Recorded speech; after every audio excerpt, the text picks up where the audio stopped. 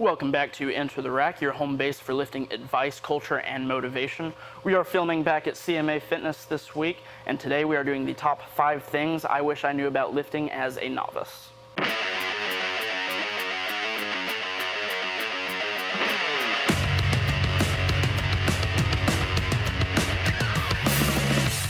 Number 1, machines always lie.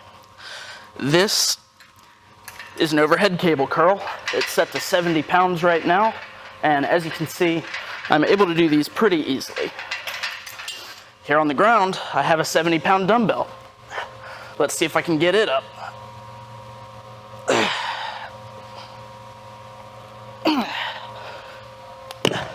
All right, so I did manage to get it up, but as you can see, it was clearly not the same as the overhead cable curl, even though it's also set to 70 pounds. The numbers that they stamp onto these blocks is absolutely meaningless. I'll put a link in the description down below for those of you that want the physics explanation, but when you have a bunch of pulleys and cables moving in different directions like this, it's going to change the amount of force that you actually need to apply to move the weight. When it comes to machines, the worst liars by far are ones that only have a fixed path of motion. You see, I don't mind cable machines very much, even though I know that they're lying to me about the amount of weight that I'm lifting, because they at least allow me to perform a natural movement. But machines that don't allow flexibility, like a cable machine does, make your muscles and joints move in a way that's not natural to them, and it applies forces that are unequal throughout the lift. You can even see here on this bicep curl machine that it's not letting my arm fully extend before the pressure is completely off of it. So I'm only getting about half of the lift that I would be getting if I were just using a dumbbell against gravity. See, when your body doesn't actually support the weight that you're trying to move, you're missing out on the thousands of smaller muscle fibers throughout your body that support the larger muscle groups that the machine is trying to target. And a lot of times these machines don't distribute that weight naturally to your joints and to your bones, which means that a lot of the times they're not growing and getting stronger to support the weight that you're trying to lift. When you transition from machines to free weights, or you just have an actual object that you need to lift, you're going to realize really quickly that machines do not build functional strength, and they're really useless for doing anything except getting good at weightlifting machines. That's why the number one thing that I wish I knew as a novice is to start with those organic, natural iron weights. Start light, let your stabilizer muscles and your joints strengthen before you put too much load on them, but don't stunt your growth by starting with those artificial junk weights. Number 2, focus on form before strength.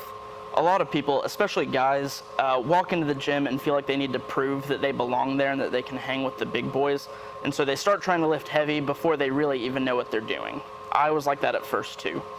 But not only is this a good way to injure yourself, it's also going to prevent you from maximizing your strength and muscle gains as a beginner. I think a common misconception for a lot of people, even experienced lifters, is that form is somehow just about getting style points, and that couldn't be less true.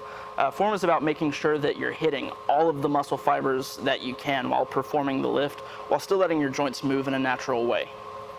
Now, in the lifting community, most people recognize something called newbie gains, which pretty much just means that improvement comes faster as a beginner, and then the better you get, the harder it becomes to improve that last little increment. So make sure that you're maximizing the potential of your newbie gains at the beginning by focusing on that form and hitting all the muscle fibers that you can in your body before you start trying to go heavy. Rack bonus. On the flip side, I also see a lot of people that never want to push themselves past what they can do comfortably for sets of 8 or even sets of 12. And that's just as big a mistake as trying to go too heavy too early. You're not going to hurt yourself by trying to add 5 to 10 pounds onto your lift every week. And you're also not going to hurt yourself by trying to add 2 extra reps on the end of a set here and there. Do something so that you're actually getting stronger. Number 3, track your progress. This is what really took my strength gains to the next level. And I'm talking about writing down everything that you do every time you go to the gym. If you're not that big or that strong yet, but you want to look tough to everybody else in the gym, take an old school notebook and pencil and write notes after every set that you do. I don't know what it is, but there's something about those guys that just looks hardcore. Or you can just do it the 21st century way and get an app. There are lots of them out there, but the one that I like and have always used is called Jefit, and I'll put a link to it in the description down below. But it essentially lets you log every rep of every exercise and gives you some cool performance analysis at the end too.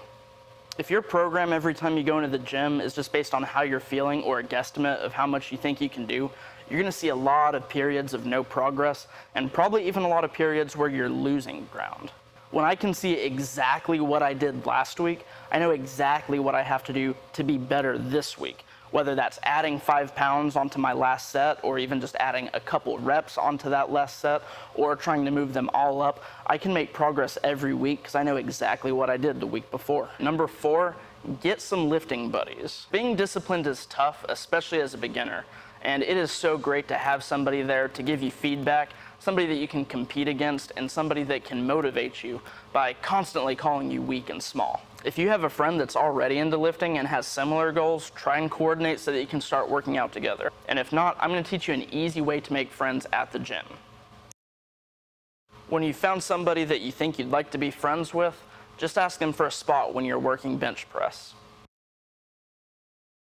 Nobody ever says no, and usually they'll try and make small talk either before or after your set. And just like that, you've got a lifting buddy. Now, once you've actually got friends at the gym, it starts to feel like a place that you want to be instead of just a place that you feel like you have to go 3 or 4 times a week. All right, and last on my list of top 5 things I wish I knew about lifting as a novice is don't be scared of supplements. A lot of people that are new to lifting have this mentality that anything that comes in powder form is automatically steroids and likely to shrink your testicles. I've been taking supplements for a lot of years, and I think I would know by now if that were true.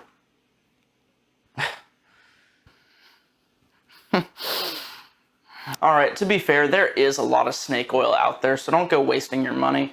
But go to bodybuilding.com, check out their store, and see what some of the top reviewed items are. Start with some protein mix, some pre-workout, maybe some creatine if you're really trying to put on muscle. There's nothing wrong with starting with the basics.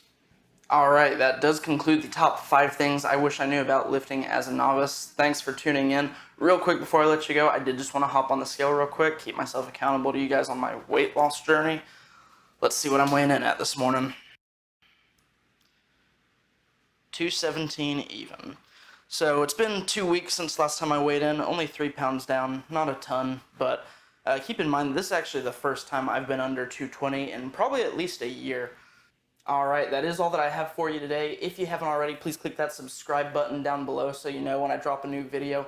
Also, if you liked the video, give it a thumbs up, leave a comment down below, and if you didn't like it, also leave a comment, let me know what I need to be doing better.